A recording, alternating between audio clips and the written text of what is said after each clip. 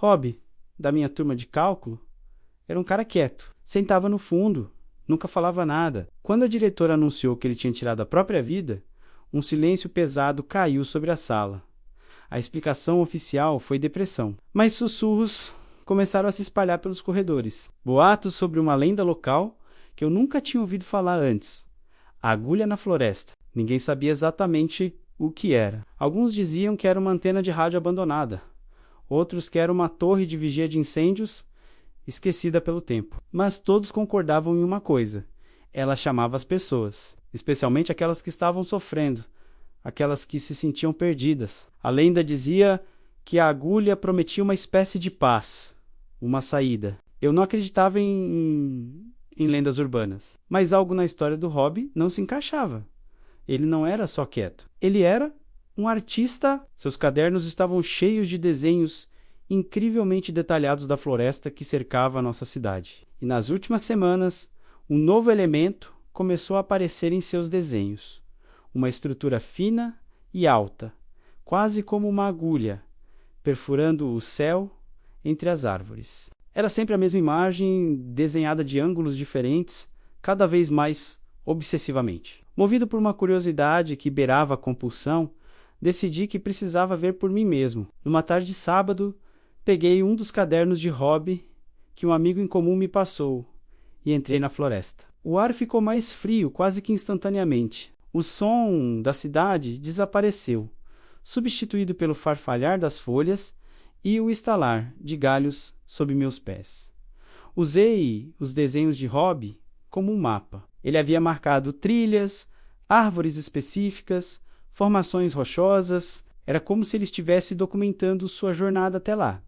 Quanto mais eu avançava, mais uma sensação estranha tomava conta de mim. Uma melancolia profunda, um peso no peito. As árvores pareciam se curvar, os galhos se retorcendo como dedos esqueléticos. Era a floresta dos desenhos dele, sombria e opressiva. Depois de quase 2 horas de caminhada, a floresta começou a mudar. As árvores ficaram mais esparsas, o solo mais rochoso. Então, eu senti, não vi, senti uma vibração baixa, quase inaudível, que ressoava nos meus ossos, uma espécie de zumbido que parecia vir de todas as direções ao mesmo tempo. Era um som que prometia silêncio, era uma sensação que prometia alívio, para uma dor que eu nem sabia que carregava. Meu coração começou a bater mais forte. Olhei para o caderno de Rob. A última página continha um único desenho. A base da agulha, vista de muito perto. Havia anotações nas margens. Palavras como finalmente paz, o chamado é real. Ela entende. Um calafrio percorreu minha espinha. Ele não estava apenas desenhando. Ele estava se comunicando com aquilo. Levantei a cabeça e a vi. Lá estava ela. Exatamente como nos desenhos. Uma torre de metal enferrujado, fina e absurdamente alta, que se erguia de uma clareira, desaparecendo nas nuvens baixas. Não era uma antena de rádio, nem uma torre de vigia. Não tinha escadas, nem janelas, nem propósito aparente. Era apenas uma agulha, perfurando o céu.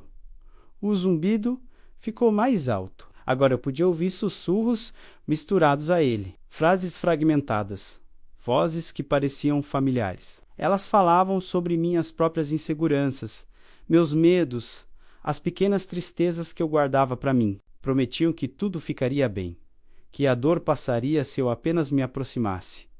Entendi na hora. A agulha não era uma estrutura física que matava pessoas, era pior.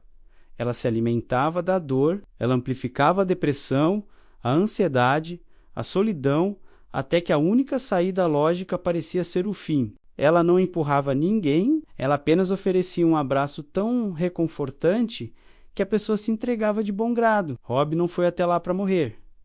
Ele foi até lá para encontrar paz. E a agulha lhe deu a única paz que sabia oferecer. O chamado era quase irresistível. Uma parte de mim queria caminhar até a base da torre, tocar o metal frio e deixar que os sussurros me levassem. Eu queria que a minha própria dor silenciosa fosse embora. Mas a imagem do caderno de Rob, o rosto quieto dele na aula de cálculo, me manteve no lugar.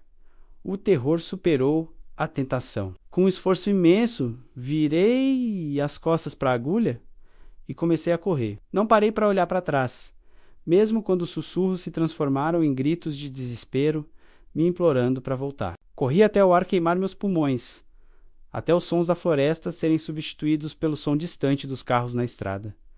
Quando finalmente saí das árvores, caí de roelos, ofegante. O céu parecia mais brilhante, o ar mais leve. O peso no meu peito havia sumido. No dia seguinte, fui até a diretora. Contei tudo, mostrei os desenhos de Rob.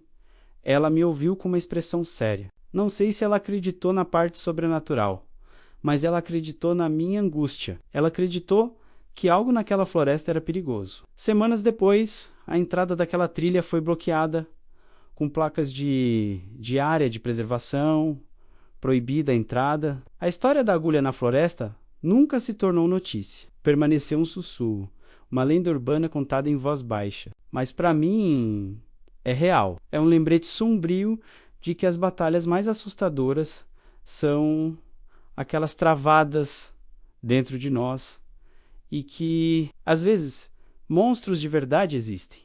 Não para nos atacar, mas para nos seduzir com a promessa de paz. Se você ou alguém que você conhece está passando por um momento difícil, saiba que existem outras formas de encontrar a paz. Conversar com alguém é o primeiro passo. Existem pessoas que podem e querem ajudar. Não deixe que os sussurros, sejam eles de uma lenda ou da sua própria mente, te convençam de que você está sozinho.